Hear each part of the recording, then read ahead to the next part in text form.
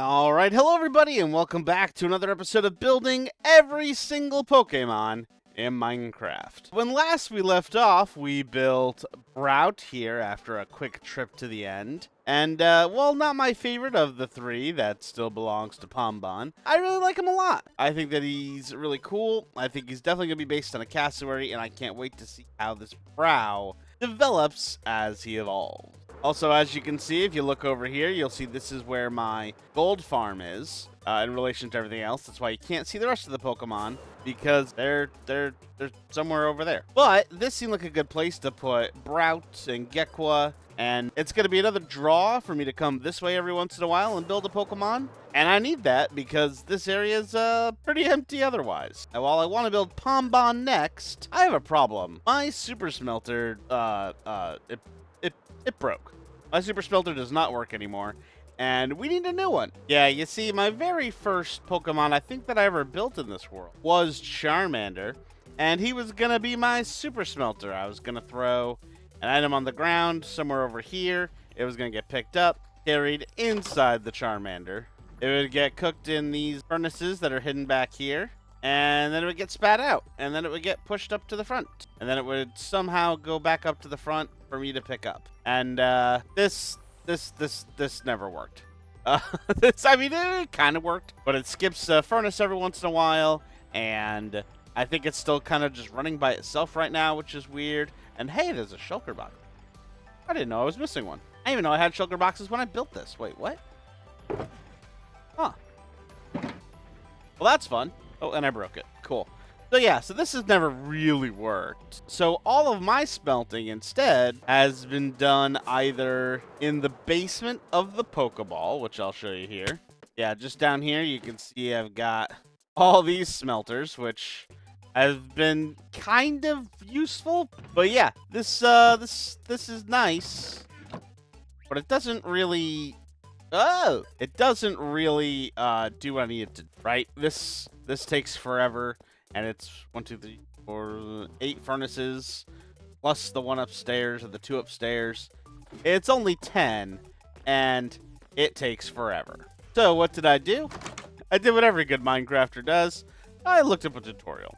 And now, right over here, I have plans for a new Super Smelter.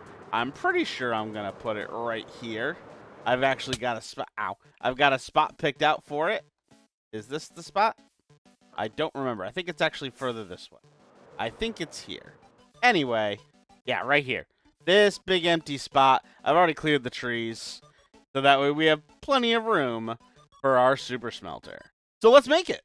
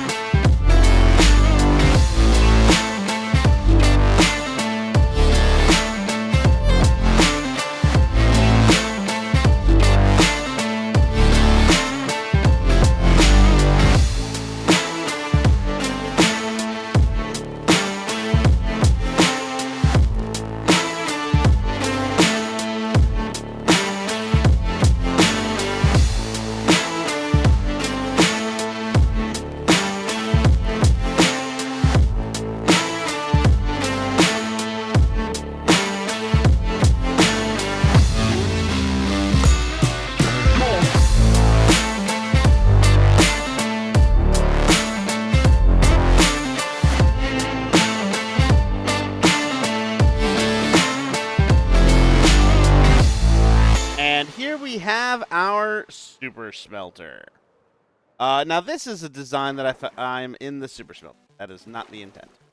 Now I mentioned that this is from a tutorial. Technically, it's a modified one. I followed a tutorial by a guy named Ikeburg. I've linked his video down below. And he gave me this timer release mechanism, which is the main part, as well as the straight lines. But His was just one side, and I made it double. That way it works twice as fast, and the release system is completely mine. Whereas the tutorial I followed had all these leading forward in a hopper, I've got these 4 ice lines that all lead to these water elevators that lead to individual hoppers directly underneath these planks here, which means it's 4 times faster than your average smelter. Or possibly 8 times faster, because I forgot that I doubled it. But yeah, it's fast. As for how to get in, this will make more sense in a minute when the Pokemon's there, but yep, we just land right here. I've got some powdered snow underneath the carpet so I can land on it. But yeah, we have our fuels, we have our drop-off, and we have our pickup. And yes, fuels has an S, so that way it's symmetrical. But yeah, I just put the fuel in there. I put the stuff I want to drop off in there, and then it all gets funneled into here, hopefully super fast. That said, I haven't tested this yet. In fact, we're going to test it right now. As you can see, I've got a lot of junk in my inventory. Hang on, let me clear that out. Alright, so I've completely cleared my inventory except for the clock, because I like to know what time it is. And now we're going to take the fuel, and first we're going to make some charcoal, so I'm just going to take this, and I'm going to put 2 stacks in there.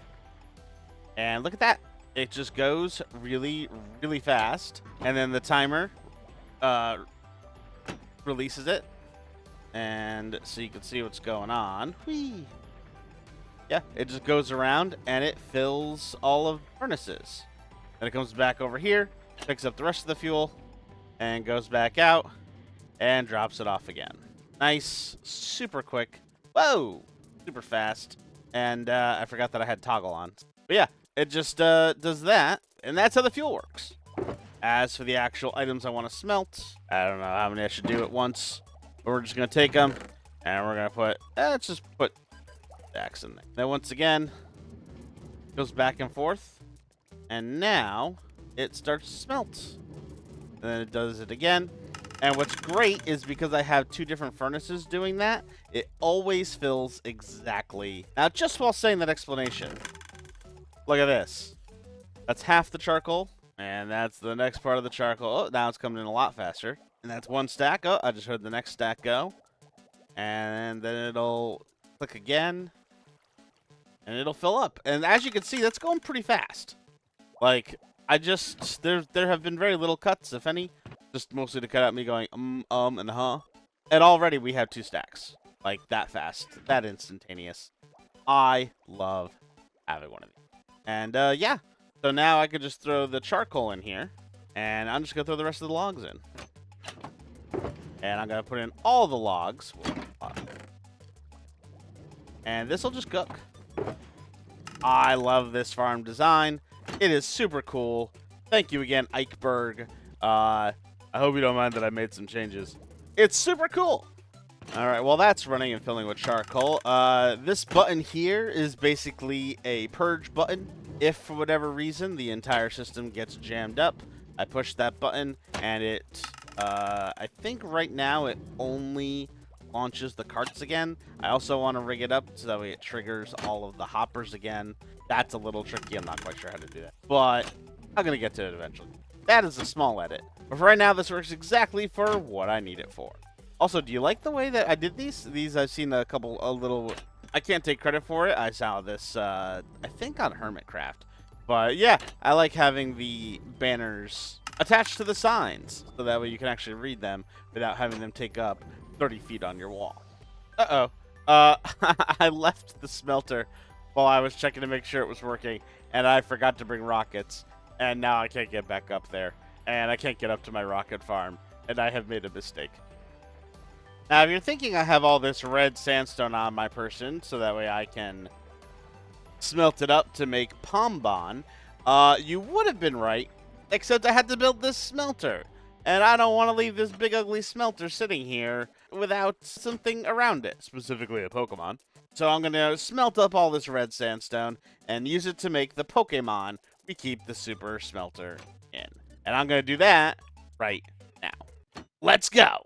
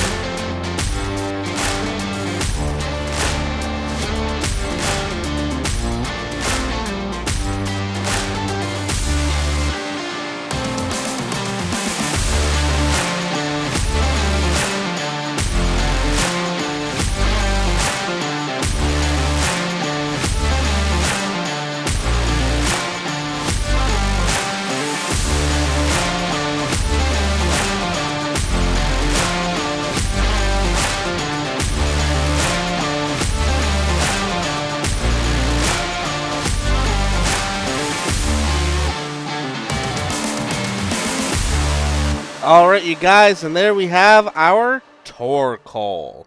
Yes, we now have a Pokemon surrounding our Super Smelter. Now, I learned a lot about Torkoal while I was building him. I found out that he is a lot smaller than I thought. Apparently, Torkoal's only like a foot tall, maybe a foot and 4 inches, so that actually made him the perfect candidate to fit in here. Now, you guys might notice my voice is shot. I can barely talk. So, this might actually be the end of the episode right here. We've got our Torkoal built, we've got our Super Smelter built, and overall, I think he looks really, really good. Now, I'm going to go rest my voice and edit the video and post it. If you guys enjoyed this one, maybe like, maybe share, maybe subscribe, and hopefully I'll see you in the next one. Yeah, like I said, it's an abrupt ending, but my throat really hurts. Hopefully next time we'll be able to make a lot more red sandstone and make Pombon over by Brout. But until then, have a good one. Bye!